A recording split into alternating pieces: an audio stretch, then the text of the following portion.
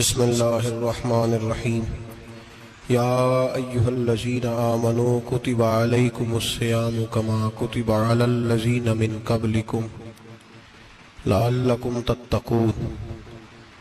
قال النبی صلی اللہ علیہ وسلم لکل شیء زکاۃ و زکاۃ الجسد الصوم، او کما قال صلی اللہ علیہ وسلم صدق اللہ العظیم و صدق رسولہ النبی الکریم۔ ان اللہ وملائکتہ یصلون علی النبی یا ایہا الذین آمنوا صلوا علیہ وسلموا تسلیما۔ اللہم صل علی سیدنا و مولانا محمد معدن الجود والکرم وآلہ وصحبہ وبارک وسلم۔ حمد و صلاۃ کے بعد قرآن مجید سورہ بقرہ، اللہ تبارک و تعالی نے ارشاد فرمایا یا ایھا الذین آمنوا کتب علیکم الصیام، اے ایمان والو تم پر روزے فرض کیے گئے، کما کتب علی الذین من قبلکم، اسی طرح جس طرح تم سے پہلے لوگوں پر فرض کیے گئے تھے، لعلکم تتقون، تاکہ تم پرہیزگار ہو جاؤ، متقی ہو جاؤ، اللہ سے ڈرنے والے بن جاؤ، گناہوں سے بچنے والے بن جاؤ، اپنی زندگی کو رب رسول کے احکامات کی روشنی میں گزارنے والے بن جاؤ۔ روزہ ایک پریکٹس ہے، ایک مجاہدہ ہے، ایک جد و جہد ہے۔ جد و جہد کس چیز کی؟ اللہ کی رضا کے مطابق اپنے آپ کو ڈھالنے کی جد و جہد۔ صوم کا لغوی معنی ہوتا ہے رک جانا۔ حلال رزق سامنے پڑا ہے، حلال مشروب سامنے پڑا ہے، حلال رشتہ بیوی کا موجود ہے، لیکن ان سب چیزوں سے حالت روزہ میں رکنا، اللہ کی رضا کے لیے رکنا، اس کا نام روزہ ہے۔ صوم کا معنی رکنے کے ہیں، پرہیز کرنے کے ہیں، بچنے کے ہیں۔ ہر چیز موجود ہے لیکن اللہ کا حکم نہیں ہے تو لہٰذا کھا نہیں سکتے۔ تو رب فرماتے جب جائز چیز ہے تو میری مرضی کے بغیر میرے حکم کے نہیں کھا سکتا، تو نے رکنا ہے تو حرام کیسے کھا لیتا ہے؟ جب جائز چیز کے لیے تجھے حکم ہے، میں کہوں تو کھائے گا، میں کہوں تو نہیں کھائے گا، میں نے حکم دے دیا، جائز ہے، روٹی ہے، کھانا ہے، گوشت ہے، تیری فریج میں پڑا سارا کچھ، تو با اختیار ہے، منہ میں دانت بھی ہیں، ہضم کرنے کو ہاضمہ بھی ہے، بھوک کی شدت بھی ہے، پر میری اجازت کے بغیر تو کھا سکتا۔ روزہ رکھ لیا، تجھے حکم نہیں کہ تو کھائے۔ جب جائز چیز میری مرضی کے بغیر نہیں کھا سکتا تو ناجائز کیسے کھائے گا؟ میرے نبی پاک علیہ الصلوۃ والسلام نے اپنے خوبصورت الفاظ کے اندر اس مفہوم کو بیان فرمایا۔ محبوب پاک صلی اللہ علیہ وسلم فرماتے جس نے جھوٹ نہیں چھوڑا، غیبت نہیں چھوڑی، برائی نہیں چھوڑی، اللہ کو اس کے بھوکے پیاسے رہنے کی کوئی ضرورت نہیں۔ وہ کاہے کا رکا ہے؟ جب کوئی کام تو اس نے اللہ کی رضا والا کیا نہیں۔ روزہ رکھ کے دغا کر رہا ہے، روزہ رکھ کے جھوٹ بول رہا ہے، روزہ رکھ کے کم ماپ رہا ہے، تول رہا ہے، دھوکہ دے رہا ہے، رشوت لے رہا ہے، فراڈ کر رہا ہے، حرام کا مال اکٹھا کر کے کہتا ہے اس میں سے چلو 10 دیگے بھی پکا دیں گے۔ وہ بھائی جو کام اللہ نے تجھے کرنے کو حکم دیا تھا، جب تو وہ بجا ہی نہیں لا رہا، مقصد روزہ ہی تو حاصل، لعلکم تتقون۔ روزے کا مقصد یہ ہے کہ تو پرہیزگار ہو جائے۔ میرے نبی پاک علیہ الصلوۃ والسلام کی بارگاہ عالی مرتبت میں 2 عورتیں آئیں، یہ چیزیں کھا لو، کہنے لگی محبوبہ ہم نے روزہ رکھا ہوا ہے۔ فرمایا نہیں، تمہارا تو روزہ نہیں ہے، حضور رکھا ہوا ہے روزہ، سحری سے لے کر اب تک کچھ نہیں کھایا، شام تک بھی نہیں کھائیں گی۔ محبوب نے فرمایا ذرا کہہ تو کرو، الٹی تو کرو۔ کہہ کی تو ان کے حلق سے خون بھی نکلا اور گوشت کے لوتھڑے بھی نکلے، پھوٹیاں بھی نکلی۔ نبی پاک نے فرمایا وہاں بیٹھ کے تم نے اپنے جاننے والوں کی غیبت نہیں کی، چغلی نہیں کھائی؟ خاموش ہو گئیں، گردنیں جھک گئیں۔ نبی پاک نے فرمایا تم نے قرآن نہیں پڑھا کہ جو اپنے بھائی کی غیبت کرتا ہے وہ مردہ بھائی کا گوشت کھاتا ہے؟ تو گوشت کھا کے بھی تمہارا روزہ رہ گیا ہے۔ کس طرح کا روزہ ہے کہ صاحب روزہ رکھ کے نہ رکھنے والوں پہ تنقید کر رہے ہیں؟ تراویحیں پڑھ کے نکلے ہیں تو کہتے ہیں میں اکیلا ہی نیک ہوں، باقی تو محلے میں کوئی پڑھتا ہی نہیں۔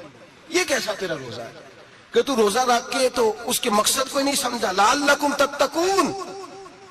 روزہ دار تو وہ ہے کہ روزہ رکھا ہوا ہے، کھانے بھی سے رکا ہے، پینے سے بھی رکا ہے، عمل زوجیہ سے بھی رکا ہے، پھر وہ جھوٹ سے بھی رکے، غیبت سے بھی رکے، بدنگاہی سے بھی رکے، حرام خواری سے بھی رکے ساری چیزوں سے۔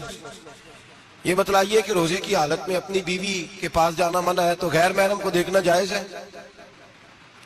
ہمارے ٹی وی پہ میں نے پہلے بھی کہا تھا کہ ہم ٹھیکیدار اور ذمہ دار نہیں ہیں مذہب کے، یہاں ہمارے آنے سے پہلے بھی کوئی بیٹھا تھا، ہم مریں گے تو یہاں ہم سے بڑے بڑے نیک لوگ بیٹھیں گے، کوئی بندہ ذمہ دار نہیں ہے۔ بڑے بڑے کج کلا، صاحب جبہ و دستار، بڑے بڑے صاحب بصیرت، آئمہ، فقہاء، علماء، زعماء، نقباء، صوفیاء، اولیاء، غوث، کتب، ابدال، اوتاد، کتب الاقطاب، جانے کون کون آئے، علماء آئے، مفسرین آئے، محدثین آئے، گزر گئے۔ ہم تو خاک نشین لوگ ہیں، تھوڑا کام کرنے والے، تھوڑی صلاحیت رکھنے والے۔ لیکن بھائی اگر کرتے ہیں تو ایک کام کرتے ہیں، ساتھ دوسرا نہیں کرتے۔ یہ کس طرح کا دین سکھانے لوگ نکلے کہ شوال سے لے کر شعبان تک گانا سنایا جائے گا، شعبان سے لے کر شوال تک ناچ گانا کیا جائے گا، شوال سے لے کر شعبان تک دھما چوکڑی ہوگی، رمضان آئے گا تو حدیثیں سنائی جائیں گی، رمضان آئے گا تو لوگوں کو قرآن پڑھ کے سنایا جائے گا۔ یہ مذہب باج نہیں ہے کہ گویے مذہب سکھائیں گے، ایکٹر مذہب سکھائیں گے۔ یہ مذہب باج نہیں ہے کہ ایک گلاس کے اندر پہلے شراب پی لو، پھر اسی گلاس میں رمضان آئے تو شہد بانٹنا شروع کر دو۔ یہ باج نہیں، یہ میرے رسول اللہ کا مذہب ہے۔ اگر تمہیں شوق ہے دین سیکھنے سکھانے کا، یکم رمضان کو توبہ کرو اور کہو کہ ہم ٹی وی پہ بیٹھ کے حدیثیں سنائیں گے تو سارا سال سنائیں گے، اور جس زبان سے حدیث نکلے گی پھر اس سے کبھی گندا گانا نہیں نکلے گا، پھر کبھی ناچ گانا نہیں ہوگا۔ یہ کون سا مذہب ہے جو بیویاں سکھا رہی ہیں؟ یہ کون سا دین ہے جو عورتیں سکھا رہی ہیں؟ میرے رسول پاک صلی اللہ تعالی علیہ وآلہ وسلم کا وہ مذہب ہے کہ میرے اعلیٰ حضرت فاضل بریلوی رحمت اللہ علیہ نے فرمایا، مرد کے لیے جائز نہیں کہ وہ عورت کی زبان سے میلاد بھی سنے، نعت بھی سنے۔ مرد کے لیے جائز نہیں، مرد کو مرد سکھائے گا، عورت سکھائے گی تو عورتوں کو سکھائے گی۔ بے شک آپ سویرے فتویٰ دیجئے کہ چھوٹی سی مسجد میں بیٹھ کے، چھوٹے سے کونے میں بیٹھ کے چھوٹا سا مولوی، اور وہاں تو اتنے بڑے مفتی ٹی وی پہ بیٹھے ہوئے، وہ غلط ہے تو صحیح ہے کیسے ہو گئے؟ سنو، میرے نبی پاک علیہ الصلوۃ والسلام کے مذہب کا حسن یہ ہے کہ اسلام کہتا ہے ایک نظر بی بی کو دیکھا کسی نے غلطی سے تو معافی ہو جائے گی، دوسری نظر شہوت سے دیکھا تو حرام ہے اس کے لیے، وہ پاکستان کا مولوی ہو یا سعودی عرب کا شاہ ہو، کسی کے لیے عورتوں کے بیچ پھرنا اٹھنا بیٹھنا جائز ہے۔ میرے نبی پاک صلی اللہ تعالی علیہ وسلم نے فرمایا ہے میں عورتوں سے مصافحہ کرنے نہیں آیا، اور میرے نبی پاک صلی اللہ علیہ وسلم نے فرمایا، حضور فرماتے لیکن نا کتا بالکل ناپاک نہیں ہوتا، کتے کا تھوک ناپاک ہوتا ہے، یا کتا گیلا ہو جائے تو ناپاک ہوتا ہے، لیکن خنزیر سارا ناپاک ہوتا ہے، کل ناپاک ہے خنزیر۔ نبی پاک نے فرمایا خنزیر بھی ہو اور گند میں لتھڑا ہوا بھی ہو، پیشاب میں لتھڑا ہوا ہو، گوبر میں لتھڑا ہوا ہو، پخانے اور فضلے میں لتھڑا ہوا خنزیر ہو، اس کا جسم تیرے ساتھ ٹکرا جائے تو اتنا برا نہیں جتنا غیر محرم عورت کا وجود تیرے ساتھ ٹکرا جائے تو برا ہے۔ اس حد تک میرے نبی پاک صلی اللہ علیہ وسلم اور گنبد کے معاملے میں فتویٰ دینے والے، یا رسول اللہ کہنے پر کفر کا فتویٰ دینے والے اور بڑی بڑی باتیں کرنے والے خاموش کیوں ہو گئے؟ یا ایھا الذین آمنوا لا تتخذوا اليہود والنصارى اولیاء، رب فرماتا ہے یہودیوں اور عیسائیوں کو دوست نہ بناؤ، یہ تمہارے دوست ہو سکتے ہیں، یہ تمہارے سجن ہو سکتے ہیں۔ جب عرش کا مالک کہہ رہا ہے سجن نہیں ہو سکتے تو دوستی کی بات کیسے بنا رہا ہے؟ یا رسول اللہ ہمارے سجن کون ہو سکتے ہیں؟ فرمایا تمہارا دوست وہ ہو سکتا ہے جو محمد عربی کا غلامی کرنے والا ہو، جو رسول اللہ کی نوکری کرنا ہو دوست ہوگا۔ دوسرا دوست ہو سکتا کوئی ایکٹر مذہب نہیں سکھائے گا، کوئی گویہ مذہب نہیں سکھائے گا۔ حضرت جناب سیدنا جنید بغدادی، بغداد کے پیر سے کسی نے پوچھا تھا آج سے 1100-1200 سال پہلے، وہ تو زمانہ ویسے نیکی اور پرہیزگاری کا تھا، کہا بابا جی مرد اور عورت نیک ہو، بغیر پردے کے، بغیر حجاب کے، بغیر دیوار کے بیٹھ کر ایک دوسرے کو دین سکھا سکتے ہیں؟ حضرت صاحب بتائیے، مرد اور عورت نیک ہو تو بغیر پردے اور حجاب کے ایک دوسرے کو دین سکھا سکتے ہیں؟ تو حضرت جنید بغدادی فرمانے لگے سکھانے والا حسن بصری ہو اور سیکھنے والی رابعہ بصری ہو تو پھر بھی بغیر پردے کے بیٹھنے کی اجازت نہیں۔ تو مفتی صاحب کو اجازت کس نے دی؟ مولانا صاحب کو اجازت کس نے دی؟ بڑا وہ نہیں ہوتا جو ٹی وی پہ زیادہ آتا ہے، بڑا وہ ہوتا ہے جو رسول اللہ کے دین پہ عمل زیادہ کرتا ہے۔ حضرت عبداللہ ابن مسعود رضی اللہ تعالیٰ عنہ فرماتے زیادہ باتیں کرنے والا عالم نہیں ہوتا۔ حضور پھر عالم کون ہوتا ہے؟ فرمایا پڑھو قرآن، انما یخشی اللہ من عبادہ العلماء، فرمایا بڑا عالم وہ ہوتا ہے جو اللہ سے زیادہ ڈرتا ہے۔ اس لیے کہ رب فرماتا ہے میرے بندوں میں سے جو عالم وہ ہے جو اللہ سے زیادہ ڈرتے ہیں، خوف رکھتے ہیں۔ تو میرے بھائی رمضان المبارک میں بچنا ہے، پرہیز کا وقت ہے، تو کوئی شخص بھی کوئی شو نہ دیکھے، میری منت ہے آپ حضرات، کوئی شو نہ دیکھے۔ عورت کا تو پردہ ہے، تو ہمیں تو تماشے پہ لگا دیا گیا، عجیب قسم کے ایکٹر آ گئے اور وہ مذہب سکھا رہے ہیں۔ میری اپیل ہے آپ سے کہ سحری افطاری کے وقت ٹیلی ویژن بند رکھیں، کیا چیز کھول کے رکھیں؟ یا قرآن کھول کے رکھیں یا رسول اللہ کا فرمان کھول کے رکھیں، اللہ رسول کی طرف توجہ رکھیں، وہ سیکھنے سکھانے کا وقت ہے۔ چھوڑے گویوں سے دین سیکھا جائے گا، ہمیں کوئی شکوا نہیں ہے، پکی توبہ کریں، سویرے آئیں آ کے دین سکھائیں۔ اور میں ان سے بھی اپیل کروں گا کہ آؤ دین سکھاؤ۔ حضرت فضیل بن عیاض فرماتے ہیں میں ڈاکو تھا، کبھی کبھی چھپ چھپا کے جمعہ پڑھا کرتا تھا، پھر میں نے توبہ کی تو سچی توبہ کی، پھر میں نے توبہ کی تو رب کو راضی کرنے والی توبہ کی، پھر میں نے توبہ کی تو چھوڑی ہر شے، غریبوں کا لوٹا ہوا مال واپس کیا، جس کے پیسے نہ دے سکا اس کے گھر میں جا کے اس کی بھینسوں کو چارہ ڈالا، اس کے اونٹوں کی خدمت کی، میں نے قرضے چکائے۔ فرمایا میں سچی توبہ کر کے مسجد آیا، جس خطیب کے پیچھے میں جمعہ پڑھا کرتا تھا وہ میرے ہاتھ پہ بیٹھ کر کے مرید ہو گیا۔ اللہ تبارک و تعالیٰ نے اپنے بندوں کے دل میری طرف پھیر دیے، پھر تمہیں اس میں انعام دینے کی ضرورت نہیں پڑے گی، پھر تم کٹیا نشین بن کے بھی دین پھیلاؤ گے تو اللہ اس میں تاثیر پیدا فرما دے گا۔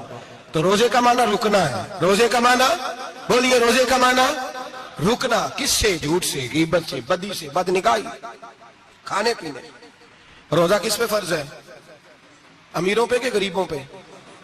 جی کہنے میں تو کام ہی، میرا تو کام ہی محنت مزدوری والا، میں کیسے روزہ رکھوں؟ میں تو دیہڑی لگاتا ہوں تو روزہ کیسے رکھوں؟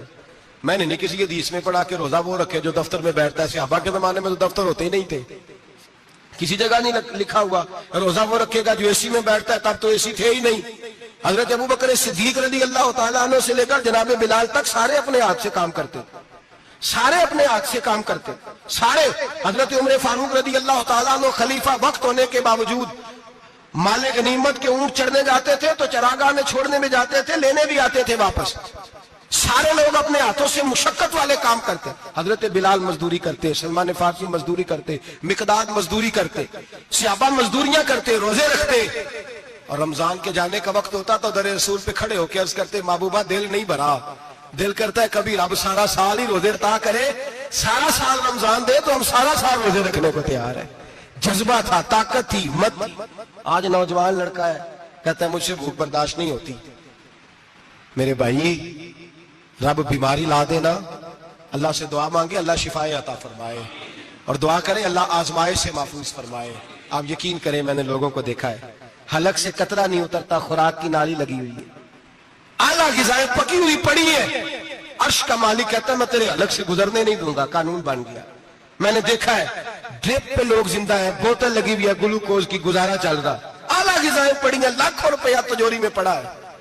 مالک کہتا ہے تو نہیں کھا سکتا تو وہ کھانے نہیں دیتا، نہیں کھانے دیتا۔ ایک شخص یورپ کے علاقے کا، میں کسی کالم نویس کا پڑھ رہا تھا، وہ کہتا ہے میری خربوں میں جائیداد ہے لیکن میرے معدے میں ایسی تکلیف ہے کہ میں آٹے کو چھان کر جو اوپر سے بورا نکلتا ہے صرف وہ کھا سکتا ہوں، اس کے علاوہ میں کائنات کی کوئی نعمت کھا نہیں سکتا۔ اور میرے بھائی وہ جب چاہے تو بڑے بڑے کھانے کھانے سے تجھے روک دے، تیرے دانت چبانے کے قابل نہ رہے، زبان نگلنے کے قابل نہ رہے، معدہ تیرا ہضم کرنے کے قابل نہ رہے، وہ جب چاہے تو جو مرضی کر لے۔ وہ کہتا چل تو میری مرضی پہ چلنا، ایک مہینہ میرے کہنے پہ نہ کھا، ایک مہینہ میرے کہنے پہ نہ کھا، تو یا اللہ تو کیا کرے گا؟ فرمایا صوم تصفو، میرے نبی پاک نے فرمایا تم روزے رکھو اللہ تمہیں صحت عطا فرما دے گا، اللہ تندرستیاں دے دے گا، شفائیں دے دے گا۔ تم روزے رکھو اللہ تمہیں، سبحان اللہ، اللہ تمہیں، اللہ طاقت دیتا ہے، ہمت دیتا ہے، اللہ ہمت دیتا ہے۔ میں نے دیکھا ہے، میں نے بزرگوں کو دیکھا ہے، ضعیف لوگوں کو دیکھا ہے، کمزور لوگوں کو دیکھا ہے، میں نے دیکھا ہے روزے رکھتے ہوئے، مزدوروں کو دیکھا ہے روزے رکھتے ہوئے۔ میں اپنے ابا جی کو کہتا ابا جی اتنی سخت گرمی اور مزدوری آپ کرتے اور مزدوری کے عالم میں روزہ رکھتے، تو کہتے پتر روزہ کی آندا ہے، روزہ کدوں کو جانا ہے، روزہ اپنی جگہ تے مزدوری اپنی جگہ تے۔ اور کئی دفعہ مینوں فرمان لگے، مینوں یار سمجھ کوئی نہیں لگتی، پتہ نہیں روزیاں چ اللہ طاقت کتوں دے چھڑدا ہے، نہیں زیادہ کام بھی زیادہ کریدا ہے تے روزہ بھی بھائی صوم تصفو میرے مصطفیٰ نے فرمایا تو روزہ رکھ اللہ تجھے صحت عطا فرما دے گا۔ رب تعالیٰ تجھے، یہاں ہوٹل کھلے ہوئے ہیں، یہاں عجیب حالات ہیں، ہوٹل کھلے ہوئے ہیں، لوگ بہانے ڈھونڈتے پھرتے ہیں، کہتے ہیں کٹ لگ گیا تھا ذرا تھوڑا سا خون نکل آیا، سنی پلاس لگائی ہے تو روزہ نہیں رکھا، یہ ذرا مجھے تھوڑی دقت ہو گیا تو میں نے روزہ نہیں رکھا, کھانسی لگ گئی تو روزہ نہیں رکھا. او خدا کے بندے, روزہ تو نعمت ہے. اور سبحان اللہ, میرے نبی پاک نے فرمایا لکل شیء زکات و زکات الجسد الصوم, فرمایا ہر شے کی زکات ہوتی ہے, وجود کی زکات روزہ ہے. روزے رکھو جسم کی زکات نکل جائے گی. فاقہ کرنا بھی میرے نبی پاک کی سنت ہے, مسواک کرنا بھی سنت ہے, اور فاقہ کرنا بھی. مسواک والی سنت زیادہ اپناتے ہیں لوگ, فاقہ کرنا بھی نبی پاک کی سنت ہے. ایک صاحب مجھے کہنے لگے جناب بیٹھ کے کھانا حضور کی سنت ہے. میں نے کہا کبھی کبھی نہ کھانا بھی نبی پاک کی سنت ہے, نہ کھانا بھی حضور کی سنت ہے. اور ہمارے فقہاء نے لکھا ہے جو روٹی زیادہ کھاتا ہے اس میں دو باتیں پیدا ہو جاتی ہیں. کیا کیا؟ ایک بولتا زیادہ ہے, دوسرا سوتا زیادہ ہے, غافل ہو جاتا ہے. فقہ اور حکیم اطباء ڈاکٹر کہتے ہیں کہ پیٹ خالی رہے نا جس آدمی کا, اس کا حافظہ مضبوط ہوتا ہے, اس کے ذہن کی گرہ کھلتی ہے. زیادہ کھانے سے تو خماری چڑھتی ہے دماغ, ڈھونڈتے پھرنا روٹی کدھر سے آج اچھی ہے, گھر میں نہیں پکی تو ہوٹل چلے جانا, کھانے کے سوا اور کام ہی کوئی نہیں. اور صاحب میرے نبی پاک علیہ السلام نے فرمایا کافر 7 آنتوں سے کھاتا ہے, 7 آنتوں سے. اور فرمایا میرا مومن 1 آنت سے کھاتا ہے, اس کے وجود میں کھانے والی 1 آنت ہے. کافر 7 آنتوں سے کھاتا ہے. فاقہ کشی سے نورانیت پیدا ہوتا ہے, کم کھانا. دیکھیں نا نبی پاک صلی اللہ علیہ وسلم نے اللہ سے فاقہ مانگ کے لیا ہے, یا اللہ 1 وقت روٹی دے 1 وقت کا فاقہ دے, مانگ کے لیا ہے نبی پاک نے, مانگ کے. حضرت ابو ہریرہ رضی اللہ تعالیٰ عنہ فرماتے ہیں بھوک زیادہ لگتی تھی نا جب مجھے, تو میں حضرت عمر سے, ابو بکر سے, عثمان, مولا علی سے کوئی مسئلہ پوچھ لیتا تھا, اور جب میں مسئلہ پوچھتا تھا تو وہ مجھے روٹی کھلا دیتے تھے. جب میں ان سے مسئلہ پوچھتا تو وہ مجھے, حضرت ابو ہریرہ فرماتے ہیں مجھے بھوک لگی, میں حضرت عمر کے پاس گیا, ان سے مسئلہ پوچھا. ان کا رواج تھا جب میں مسئلہ پوچھتا تو پہلے روٹی کھلاتے. ہمارے بزرگ یہ فرماتے ہیں کہ کھانے کھلا کے دین پڑھاؤ. صرف تمہارا کتب خانہ نہیں کھلا ہونا چاہیے, تمہارا دسترخوان بھی کھلا ہونا چاہیے. کسی نے نبی پاک صلی اللہ علیہ وسلم سے پوچھا تھا بہترین مسلمان کون ہے؟ حضور نے فرمایا جو سلام لینے میں پہل کر لے اور روٹی زیادہ کھلائے, جو روٹی ہر وقت فکر کرے آ یار تو روٹی کھا لے, روٹی کھانے کی طرف توجہ دلائے. کھلانا سنت ہے, زیادہ کھانا اس میں بھی فرق رکھے. تو نبی پاک صلی اللہ علیہ وسلم کے صحابی حضرت ابو ہریرہ رضی اللہ تعالیٰ عنہ فرماتے ہیں میں نے حضرت عمر سے مسئلہ پوچھا, میں نے کہا حضور مسئلہ بتائیں, تو کہتے پہلے ان کی عادت تھی جب میں مسئلہ پوچھتا تو روٹی بھی کھلاتے, آج انہوں نے مسئلہ ہی بتایا ہے, روٹی کوئی نہیں کھلائی. تو مجھے کہنے لگے ابو ہریرہ تو سوچتا ہوگا روٹی نہیں اس نے پوچھی, تو نے کب سے کھانا نہیں کھایا؟ میں نے کہا صبح سے. تو جناب عمر کہنے لگے میں نے کل صبح سے نہیں کھایا. چل ابو بکر صدیق کے گئے مسئلہ پوچھتے ہیں.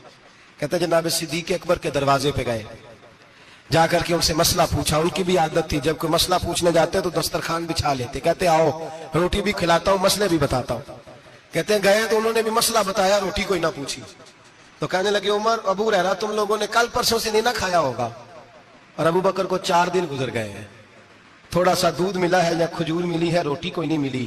چلو در رسول پہ چلتے, آؤ حضور کی بارگاہ. کہتے ہیں نبی پاک کی بارگاہ میں آئے, حضور نے چہرے دیکھے, کریم سے مسئلہ نہیں پوچھنا پڑا. میرے مصطفیٰ کریم نے فرمایا بھوک لگی ہوئی ہے تم تینوں کو, 3-4 دن ہو گئے. اللہ کے رسول نے فرمایا مجھے پورا ہفتہ ہو گیا ہے. سبب کچھ اور ہے جس کو تو خود سمجھتا ہے. زوال بندہ مومن کا بے زری سے نہیں, بھوک نقصان کا وجہ نہیں بنی, وجہ کوئی اور بنی ہے. رشوتیں جو بازار گرم ہوئے ہیں لوٹ مار کے, یہ روٹی کے لیے نہیں, یہ زیادہ کھانے کے لیے, یہ بینک بیلنس کے لیے گرم ہے. یہ لوٹ مار کا مقصد کوٹھیاں بنانا ہے, روٹی کا تو رب کریم کا وعدہ ہے. یہ روز روتا ہے شام کو کہ میرا کاروبار کوئی نہیں, اصل میں کہتا ہے بنگلہ کوئی نہیں, اصل میں کہتا ہے کار کوئی نہیں, پجاروں کوئی نہیں, روٹی تو اللہ عطا فرماتا ہے, اس کا وعدہ ہے. فرمایا حضور نے 3 دن بیت گئے, چلو. میرا بے تکلف صحابی ابو الحسن انصاری, وہ بڑے نصیب والے ہوتے ہیں جن کو میرے نبی پاک خود کہتے تھے کہ تیری فلانی ذمہ داری ہے. اس زمانے کا تو کسی کو کہہ دیا جائے تیری ذمہ داری ہے تو کہتا ہے یہ تو پھٹیکے ڈالنے لگ گئے, یہاں سے تو چھٹی کر دینی چاہیے. خوش ہوتے تھے صحابہ کہ ہماری ذمہ داری لگی. کہتے ہیں حضرت ابو الحسن انصاری کے گھر گئے, نبی پاک نے فرمایا بھوک بڑی لگی ہے کھانا لا. کہتے ہیں حضور نے اسے کہا تو اس آدمی کو تو وجد ہی ہو گیا. اس نے کہا میرے اتنے نصیب کہ حضور کا یہ کھانا کھلا. آؤ دیکھو دنیا والوں, آج جو سب سے زیادہ عزت والا ہے وہ میرا مہمان بنا ہوا ہے. فرماتے ہیں وہ دوڑے گئے, بکری اٹھائی, ذبح کی, بیوی کو کہنے لگے روٹی تیار کر. ادھر کھجوریں توڑی, انگور توڑے, کہنے لگے حضور آپ جب تک تناول کریں تب تک کھانا پک جاتا. حضرت عمر کہتے ہیں روٹی پک کے آئی, بڑا پیارا گوشت, بڑا اچھا سالن, بڑا خوبصورت خلوص والا کھانا. فرماتے ہیں میں نے بڑا ہی کھایا. نبی پاک نے نا ایک روٹی لی اور چھوٹی چپاتی, تھوڑا تھوڑا سالن کونوں سے, اور جب نبی پاک نے کھا لیا تو حضور کی آنکھوں میں آنسو آئے. حضرت عمر کہنے لگے حضور روئے کیوں؟ نبی پاک نے فرمایا سوچتا ہوں 7 دن کے فاقے کے بعد کھایا ہے, پر ڈرتا ہوں رب اس کا حساب پوچھے گا تو جواب کیسے دینا ہے, اس کا حساب بھی تو دینا ہے نا جو کھایا ہے. تو حضرت عمر فاروق کے ہاتھ میں کچھ چیز تھی, زور سے زمین پہ ماری, کہا محبوبہ 7 دن کے بعد بھی روٹی کھائے تو حساب دینا ہے. نبی پاک فرمانے لگے عمر وہ مالک ہے نا, تو جب دیتا ہے تو حساب نہیں دے سکتا, حساب تو دینا ہے, حساب تو دینا ہے, تیاری رکھو. صحابہ کرام فرماتے ہم نے ارادہ کیا کہ آج کے بعد ہم پھر فاقے کریں گے, کم کھائیں گے, اس لیے کہ حساب دینا ہے. میرے بھائی وہ فاقہ کشی کرتے تھے, ڈرتے تھے. وہاں تو لوگ کھا کے بیمار, کھاتے جا رہے ہیں, سوتے جا رہے ہیں, کھاتے جا رہے ہیں, سوتے جا رہے ہیں. یہ بھی وقت آئے گا رمضان شریف کا, سویرے درس پہ آؤ کہتے نیند بڑی آتی ہے, سویرے 2 سپارے پڑھ کے سویا کرو کہتے شام نیند بڑی آتی ہے, فجر کے بعد ہی تو وقت ہوتا ہے اللہ اللہ کرنے کا, شہری کا, کھاتے جا رہے ہیں, سوتے. لوگ جماعت سے نماز نہیں پڑھتے, سو جاتے ہیں, جماعت کا ثواب چھوڑ کے سو جائیں گے. بھائی رمضان مبارک میں فاقہ کشی کی ٹریننگ ہوتی ہے, فاقہ کشی کی تربیت لے, رمضان میں روکے اپنے آپ کو, تربیت ہوگی. اور ہمارے صوفیاء فرماتے ہیں جو زیادہ کھاتا ہے اس کا نفس اس کو زیادہ پہ مائل کرتا ہے, خواہشات نفس پیدا ہوتی ہیں. میرے نبی پاک علیہ السلام نے جوانوں کو حکم دیا ہے, یا معاشر الشباب, او جوانوں, یا رسول اللہ کیا حکم ہے؟ فرمایا یا نکاح کر لو اگر طاقت ہے, نہیں طاقت تو روزے رکھو. حضور روزے سے کیا ہوگا؟ فرمایا تمہارا نفس کچلا جائے گا, شیطان وسوسہ اندوزی نہیں کرے گا. آج نوجوان بڑھ بڑھ کے کھاتا ہے, بہت زیادہ کھاتا ہے, کبھی اس ہوٹل سے کھاتا ہے, کبھی اس ہوٹل سے کھاتا ہے. اتنا زیادہ کھائیں گے تو نفسانی قوتیں اچھل کر کے آئیں گی, مشکل ہو جائے. شادیاں دیر سے ہوتی ہیں, ماں باپ آنکھیں بند کر کے بیٹھے ہوئے. اگر ماں باپ کی ذمہ داری ہو اور ماں باپ نکاح نہ کرے تو نبی پاک نے فرمایا بچے گناہ کریں گے تو جتنا گناہ بچے کو اتنا باپ کو بھی ہوگا. تو ماں باپ چپ ہے, دوسرا شادی مشکل بڑی ہے, مہنگی بڑی, اور تیسرا نہیں کر رہے کچھ لوگ تو روزے بھی نہیں رکھ رہے. تو رمضان ان کے لیے بھی وقت ہے, نفسانی قوتیں کچلی جائیں گی. کھانا جتنا کم کھایا جائے گا اتنا وجود کے اندر نفسانی خواہشات کم پیدا ہوں. تو رمضان تو پریکٹس ہے مجاہدے کی, دین کی. اور دوسرا میرے حبیب پاک صلی اللہ علیہ وسلم نے فرمایا ہے, حضور فرماتے ہیں کہ رمضان اور قرآن کا آپس میں رشتہ ہے. قرآن پاک کتنا پڑھنا چاہیے روزانہ؟ زیادہ سے اللہ جزا دے, امید ہے آپ زیادہ سے زیادہ ہی پڑھتے ہوں گے. بھائی سنیں, حدیث مبارکہ میں نبی پاک نے فرمایا رمضان اور قرآن دونوں مل کے نا, بڑی پیاری حدیث ہے, فرمایا دونوں مل کے اللہ کی بارگاہ میں میری امت کی سفارش کریں گے. رمضان اور اللہ اکبر. کس طرح؟ نبی پاک فرماتے ہیں رمضان کہے گا اے اللہ دن کے وقت میں نے اسے تیری رضا کے لیے کھانے پینے سے باز رکھا, اور قرآن کہے گا یا اللہ رات کو تیری رضا کے لیے کھڑا ہو کے یہ قرآن سنتا تھا. رمضان اور قرآن دونوں سفارش کریں گے. ہم نا بڑا کچھ پڑھتے ہیں, سنتے ہیں, سیکھتے ہیں. اب یقین کریں یہ کھاتے بھائی کا بھائی سے اختلاف ہو جانا تو وہ 30 سال پرانے کھاتے کھول کے لے آتا ہے, ساری رات ڈھونڈتا ہے کہ میرے پیسے کہاں سے نکلتے ہیں, پڑھ لیتا ہے. قرآن پاک کی باری آتی ہے تو نہیں پڑھتے قرآن پاک. ابا جی کا ختم ہوتا ہے تو مانگتے پھرتے ہیں, کہتے ہیں 2 قرآن پاک 10 قرآن پاک. یہ باتیں بتانی نہیں چاہیے, کرنی نہیں چاہیے, لیکن چونکہ تربیت کے لیے بیٹھا ہوں تو کر دیتا ہوں. میرے شاگردوں سے پوچھیں, یہاں مدرسہ ہے الحمدللہ, درجنوں طلباء ہے, اساتذہ ہے, میرے پیر بھائی ہیں, اور میرا یہ دعویٰ ہے کہ شاید تو کسی سے اتنا پیار کرتا ہوں جتنے میرے شاگرد اور مرید مجھ سے کرتے ہیں. لیکن میں نے کبھی کسی سے نہیں کہا کہ ذرا سورت فاتحہ پڑھ کے دینا, میں نے اپنے ابا جی کو ثواب دینا ہے. پوچھنے کسی سے نہیں کبھی کہا, کبھی نہیں میں نے کہا کہ ذرا مجھے تھوڑا سا قرآن پڑھ دیں. میں اس کو ناجائز نہیں کہتا, پڑھوانا چاہیے, لیکن میں اپنے والدین کے لیے کبھی سوال نہیں کرتا کہ مجھے ذرا پڑھ کے دو, میں نے بخشنا ہے. اس لیے کہ میں نے ذاتی طور پہ روٹین بنائی ہے. میں سمجھتا ہوں کہ کائنات کے اندر میرے اوپر جن لوگوں نے احسان کیا ان میں سب سے زیادہ حصہ میرے ماں باپ کا ہے. میں سمجھتا ہوں اس بات کتنا نالائق ہوں میں کہ میں 1 مہینے میں 1 قرآن پاک بھی پڑھ کے ان کی روح کو احسان نہیں کر سکتا.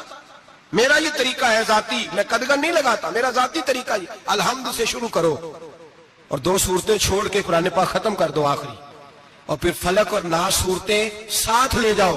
یہاں بیٹھ کے سال ثواب نہیں کرنا, ختم نہیں دلانا, ساتھ لے جاؤ, قبر پہ کھڑے ہو جاؤ اور فلق اور ناس صورتیں قبر پہ بیٹھ کے تلاوت کرو. اور جو قرآن مجید پڑھا ہے ان کی روح کو وہاں احسان کرو.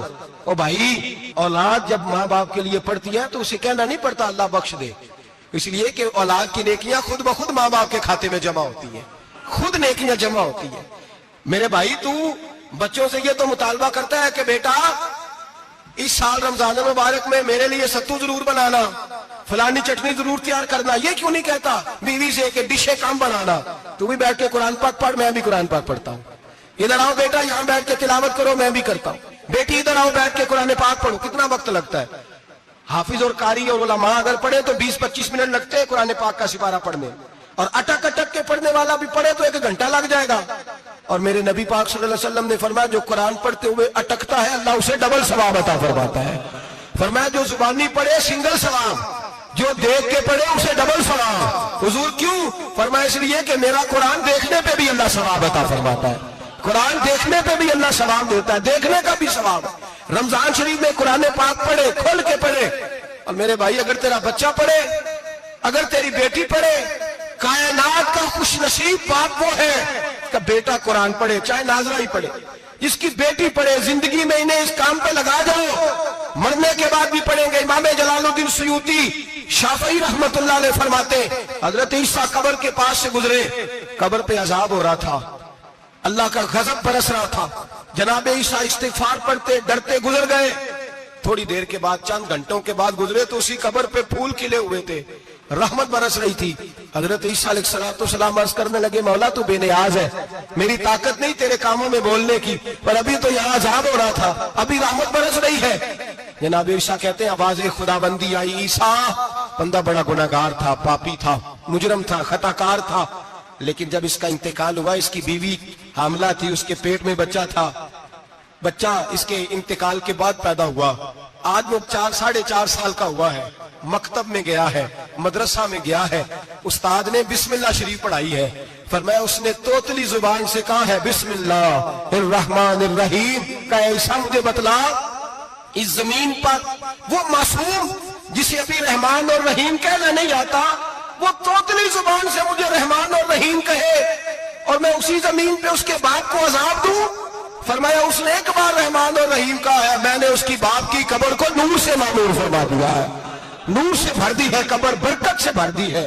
اللہ کرے میرے بیٹے بھی قرآن پڑھے، اللہ کرے میری بیٹیاں بھی قرآن پڑھے، اللہ کرے ہم سب کی اولادیں قرآن پاک پڑھے۔ لیکن نا امام اعظم ابو حنیفہ رمضان میں 61 قرآن پاک پڑھتے تھے۔ کتنے؟ 60 تھے ایک، اللہ اکبر، ایک قرآن پاک دن میں پڑھتے پورا، ایک رات کو پڑھتے، ایک تراویح میں پڑھتے، 61 قرآن پاک امام صاحب پڑھتے۔ آپ فرماتے میں نے چھوڑ دیے ہیں سارے وظیفے، میں صرف رسول اللہ کا قرآن پڑھتا ہوں، رمضان سارا قرآن پاک، سارا رمضان۔ اب تو عادت ہی نہیں رہی ہمیں قرآن پاک، اگر لوگ ناراض نہ ہو تو محفل نعت ہوتی ہے تو تلاوتیں کتنی ہوتی ہیں، اور نعتیں ہم نے ذوق ہی نہیں بنایا، ذوق ہی نہیں بنایا ہم نے تلاوت قرآن کا، اس لیے کہ قراء علماء فقراء ان کو ہم تیار ہی نہیں کر رہے، ہم تو ایکٹر پال رہے ہیں جو پیسے لیتے ہیں نعت خوانی کے، معاذ اللہ۔ اور میرے بھائی کیا قرآن میرے نبی کی نعت نہیں؟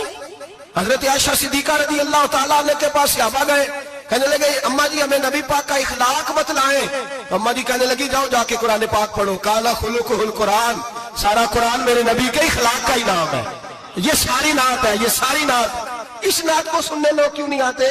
اتنا رش میں اپنے نعت میں اتنا تراویح پہ کیوں نہیں ہوتا؟ اور ملت کا جوان یاد رکھے، بوڑھے تراویاں پڑھتے ہیں، ضعیف تراویاں پڑھتے ہیں، گھٹنوں میں درد ہے تراویاں پڑھتے ہیں، بیمار بوڑھے تراویاں پڑھتے ہیں، جوان وہاں چوک میں کھڑے۔ کیا جوانی اس لیے ہے چوکوں میں کھڑا ہوا جائے؟ کیا جوانی اس لیے ہے کہ سعودی عرب جانے کے لیے پاسپورٹ بنانا ہو تو 2.5 گھنٹے کھڑا رہے، تو شناختی کارڈ کے دفتر تو کھڑا رہے، پروٹیکٹر کے لیے کھڑا رہے، کافروں کے سامنے کاسا لیسی کرنے کے لیے تو کھڑا رہے، تو نوکری پہ جائے تو ساری رات کھڑا رہے، اور تو قرآن کے لیے کھڑا نہیں ہوتا؟ میرے محبوب نے فرمایا من کان ایمانا واحتسابا غفر له ما تقدم من ذنبه، فرمایا جو رمضان مبارک میں اللہ کی رضا کے لیے گناہوں کی معافی کے ارادے سے قیام کرے گا، راتوں کو عبادت کرے گا، اللہ اس کے پچھلے سارے گناہ معاف فرما دے گا۔ نوجوان ارادہ کریں، پروگرام بنائیں، انشاءاللہ قرآن پڑھنا بھی ہے، قرآن پڑھوانا بھی ہے، سننا بھی ہے، انشاءاللہ بولیے سننا بھی ہے اور پڑھنا بھی ہے اور پڑھانا بھی۔ مت کریں، دلیری کریں، آ کے کھڑے تو ہو، اللہ توفیق عطا کرے گا۔ پہلی بات یہ کہ روزہ رکھیں، دوسری بات یہ کہ قرآن پاک کی تلاوت کریں، اور روزہ رکھیں تو روزے کے سارے حسن سمیت اسے رکھیں. نبی پاک نے فرمایا رمضان غمخواری کا مہینہ ہے, غمخواری کریں. ہمارے زمانے میں دو قسم کی تکلیفیں ہیں. ایک تو غریب آدمی, اس کا حال یہ ہے کہ وہ مانگتے ہی گزارا کرنا چاہتا ہے. اس نے ہاتھ یوں کر لیا ہے تو اب اس کا یوں ہونے کو تیار نہیں. ضرورت اگر کسی آدمی کو کسی دروازے پہ لے جاتی ہے تو برا نہیں, لیکن سوال کا اپنے اوپر دروازہ کھول لینا یہ ٹھیک نہیں. فاقہ کشی پیدا کریں, حوصلہ پیدا کریں, تھوڑے پہ گزارا کرنا سیکھیں. غریبوں کو بھی اجازت نہیں کہ وہ نکل کھڑے ہوں میدان میں مانگنے کے لیے. ٹولیاں نکلتی ہیں رمضان میں, جتھے نکلتے ہیں خیرات کٹھی کرنے والے. بچیں. میرے نبی پاک صلی اللہ علیہ وسلم نے فرمایا جس نے بغیر ضرورت کے سوال کیا, جب قیامت کے دن آئے گا تو اس کے چہرے کے اوپر گوشت نہیں ہوگا, صرف ڈھانچہ ہی ہوگا. اتنی بھیانک صورت میں آئے. بغیر اشد ضرورت کے سوال نہ کر, کبھی سوال نہ کر. اور امیروں سے گزارش ہے کہ رمضان ہمدردی کا مہینہ ہے. ہمدردی کریں تو سامنے والے کی عزت کا بھی خیال کریں. یہ بات درست ہے کہ غریب سیاڑا نہیں ہوتا, اس لیے کہ جس کی جیب میں پیسے نہیں ہوتے بھائی اسے عقل بھی نہیں ہوتی. جس کے گھر کار نہیں ہوتی اسے چلانے کا طریقہ, جس کے گھر اوون نہیں ہوتا اسے چلانے کا طریقہ بھی نہیں آتا. جس کے گھر میں چیزیں ہوتی ہیں اسے چلانا بھی آ جاتا ہے. جنہیں گھر داڑے انہیں کمرے بھی اس کے سیاڑے ہو جاتے ہیں. تو چودھری صاحب, سیٹھ صاحب, نواب صاحب آٹا تقسیم کرتے ہیں, کھڑے ہو کے فوٹو کھچاتے ہیں, فیس بک پہ دیتے ہیں, اور ایک آٹے کا تھیلا اور 10 اخباروں میں فوٹو. اللہ سے ڈریں. رمضان ہمدردی کا مہینہ, ہمدردی کا. غریب کو دیں تو اس کی عزت کو رسوا نہ کریں. میرے نبی پاک علیہ السلام کے صحابی حضرت عبداللہ ابن عمر رضی اللہ تعالیٰ عنہ ڈھونڈ کے لاتے تھے مسکینوں کو, ڈھونڈ کے, اور جب لاتے تھے تو اپنے دسترخوان پر بٹھا کر اپنے ساتھ افطاری کرایا کرتے. اور پھر فرمایا اللہ تعالیٰ نے لن تنالوا البر حتی تنفقوا مما تحبون, اللہ کے راستے میں وہ چیز دینی ہے جو تمہیں زیادہ پیاری ہو. کون سی چیز جو تمہیں, میں تھوڑا سا بے باک ہوں, بعض دوستوں کے ساتھ, سب کے ساتھ نہیں. ایک دوست مدرسے میں گھی دینے آئے ایک دفعہ, تو وہ والا گھی دے گئے جو سب سے سستا تھا. تو میں نے کہا مجھے دیانتداری سے بچائے, آپ یہی کھاتے ہیں گھر میں؟ کہنے لگے نہیں.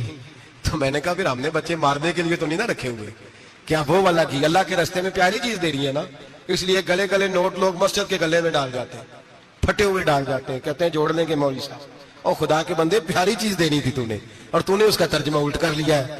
سمجھ لیں رمضان المبارک میں کسی غریب کی مدد کرنی ہے تو ساتھ اس کی عزت بھی کرنی ہے. نبی پاک علیہ السلام کے دروازے پر جب, یہ جملہ ایک ہے لیکن بڑا قیمتی ہے.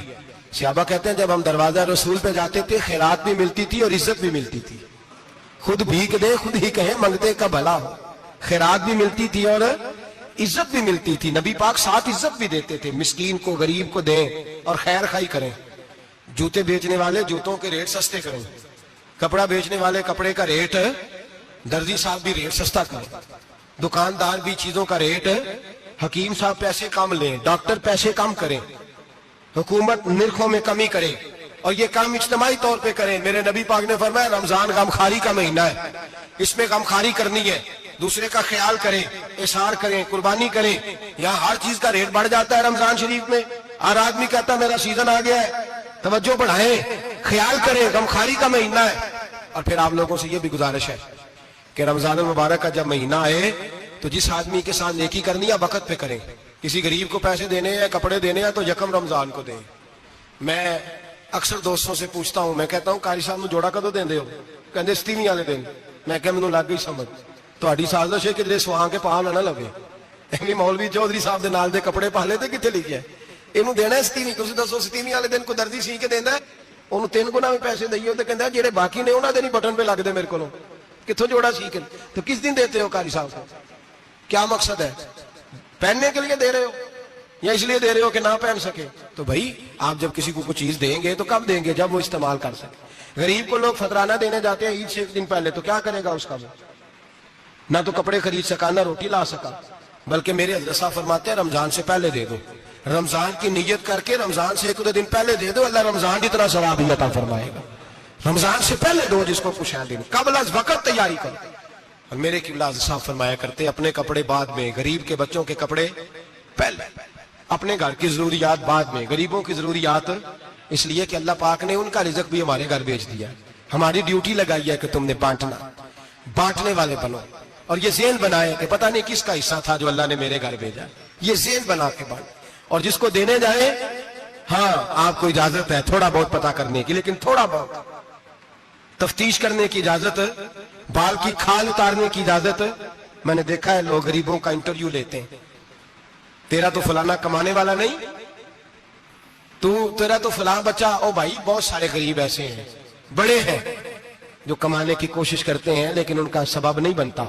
ہاں ہے ایسے لوگ جو سعودی عرب چلے گئے ہیں، کہتے ہیں تیرا تو فلاں باہر نہیں گیا گیا ہے، لیکن سارے سعودی عرب جانے والے بھی مال کمانے کی طاقت نہیں رکھتے، کئی وہاں بھی بیٹھ کے بیچارے قرضوں میں الجھے ہوئے ہیں، وہاں والوں کے ظلم کا شکار ہے، بہت ساری آزمائشوں میں تو تفتیش کرتا ہے۔ میرے امام شافعی کا ایک جملہ اگر آپ کو یاد رہ گیا تو بات بن جائے گی۔ امام شافعی رحمت اللہ، بلکہ حضرت غوث اعظم جیلانی کے پاس وہ بات آپ کو زیادہ فائدہ دے گی۔ حضرت غوث اعظم جیلانی کو ان کا ایک مرید سمجھانے لگ گیا، کہنے لگا حضرت جی آپ سب کو دیتے رہتے ہیں، ہر بندہ مستحق نہیں ہوتا، ذرا ٹٹول کے دیا کریں۔ تو غوث اعظم جیلانی فرمانے لگے بھائی مجھے تو لگتا ہے تو بھی ان چیزوں کا مستحق نہیں تھا جو اللہ نے تجھے عطا کر دی ہے، پہلے تو بتا تو مستحق تھا، تجھے اپنی حیثیت اوقات کا پتہ ہے جو اللہ نے تجھے دے دیا، طاقت تھی، کوالٹی تھی، تیرے اندر وہ صلاحیت تھی، رب نے تو نہیں تیری تفتیش کی کہ تو قابل ہے کہ نہیں، تو اللہ کے بندوں کی تفتیش کرتا پڑتا ہے۔ امام شافعی فرمایا کرتے، امام شافعی فرماتے رب تجھے پرکھ کے نہیں دیتا، ٹٹول کے نہیں دیتا، رسوا کر کے نہیں دیتا، تو غریبوں کے ساتھ یہ سارا ظلم کیوں کرتا ہے؟ بس پتہ چل گیا وہ ضرورت مند ہے تو دے، اس لیے کہ اجر تجھے غریب نے نہیں دینا، اجر اللہ نے دینا ہے، اور اللہ اجر عمل پہ نہیں دیتا، اللہ تو نیت پہ دیتا فرماتا ہے۔ تو نیت دیکھ تیری کس طرح کی، تو میرے بھائی غریب کو دیں قبل از وقت دیں۔ رمضان مبارک میں چوتھا کام، بات آخری اور چوتھا کام سنیں، رمضان میں دین سیکھیں۔ شیطان قید ہوتا ہے زیادہ سے زیادہ، اور جب آدمیوں کا پیٹ خالی ہوتا ہے نا تو ذہن جو ہوتا ہے نا وہ بھی اس کا فریش ہوتا ہے، اس میں کوشش کریں دین سیکھنے کی۔ میرے نبی کریم صلی اللہ علیہ وسلم نے اس دین کو علم کا دین قرار دیا ہے، شعور کا دین قرار دیا ہے، فہم کا دین قرار دیا ہے۔ نبی پاک صلی اللہ علیہ وسلم نے فرمایا ایک عبادت کرنے والا عشاء کے بعد کھڑا ہو اور فجر تک نماز پڑھتا رہے، ایک عالم دین عشاء پڑھ کے سو جائے، اٹھ کے فجر پڑھ لے، تو وہ 70 عبادت کرنے والوں کا درجہ زیادہ نہیں، عالم کا درجہ پھر بھی زیادہ ہے، اس عالم دین کا درجہ زیادہ ہے، اس لیے کہ وہ لوگوں کو آگاہی دیتا ہے، شعور بخشتا ہے۔ یہ دین جو ہے یہ، اور نبی پاک صلی اللہ علیہ وسلم نے فرمایا عبادت کرنے والے پر عالم کا درجہ اتنا ہی زیادہ ہے جتنا میرا درجہ اپنے غلاموں پر زیادہ ہے۔ عالم کو حضور نے اتنا بڑا مقام دیا، دین سیکھیں، شعور حاصل کریں، یہ فقاہت کا دین ہے، شعور حاصل کرنے کا دین ہے۔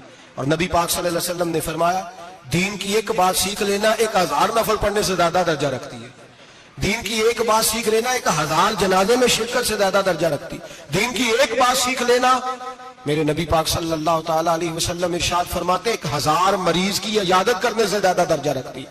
فرمایا جس نے رات کے ایک لمحے میں دین کی ایک بات سیکھی اللہ اسے ساری رات عبادت کرنے سے زیادہ ثواب عطا فرمائے گا۔ میرے ایسا فرمایا کرتے جب سیکھنے والے کو یہ ثواب ملے گا تو بتائیے سکھانے والے کو کتنا ثواب ملے، اسے اللہ کتنا درد۔ رمضان آ رہا ہے، شیطان قید ہے، دین پھیلانے کی کوشش کریں، جد و جہد کریں۔ بڑی نیند آتی ہے فجر پڑھ کے، لیکن اگر کسی کا ارادہ بن جائے کہ دین سیکھنا بھی ہے اور دین بچوں کو، تو پھر کوئی نیند غلبہ۔ ایک مثال ایک عالم نے سمجھائی، کوئی بزرگ تھے درویش عالم، ان کے پاس ایک عورت آئی، کہنے لگی میں بچوں کو سویرے بڑا جگاتی ہوں، بچے جاگتے نہیں نماز کے لیے۔ بڑا عجیب جواب دیا بزرگوں نے، درویش نے عالم نے، کہنے لگے بی بی کیوں نہیں جاگتے، جگایا کر، بیدار کیا کر، اٹھایا کر۔ کہنے لگی بڑی جدوجہد کرتی ہوں، اٹھتے نہیں، بیدار نہیں ہوتے۔ اللہ والے تھے نا، کہنے لگے یہ بتا اگر اس کمرے میں آگ لگ جائے تو پھر بچوں کو کیسے بیدار کرے گی، آگ سے بچانے کے لیے کیا کرے گی؟ پھر تو بالوں سے پکڑ بھی گھسیٹنا پڑا تو گھسیٹ کے کمرے سے لاؤں گی، پھر تو چوٹیں لگتی ہیں تو لگ جائے، پھر میں پرواہ نہیں کروں گی۔ آپ فرمانے لگے یوں سمجھ لے جہنم کی آگ جل گئی ہے، اگر تیرے بچے نے نماز نہ پڑھی تو آگ لگ جائے گی، اگر اس نے عبادت نہ کی تو اسے آگ ہے۔ اب جیسے بھی تجھے اٹھانا پڑتا ہے اٹھا گھسیٹ کے باہر لا، لیکن اس کی نماز قضا۔ نیند بڑی آ رہی ہے سویرے، لیکن اگر دین نہ سیکھا تو مشکل ہو جائے۔ جیسے بھی اپنے آپ کو جگانا چاہیے، ہمت کرنی چاہیے، دلیری کرنی چاہیے۔ ہمیشہ مدحت خیر الانام میں گزرے، دعا ہے یہ عمر درود و سلام میں گزرے۔ آخر دعوانا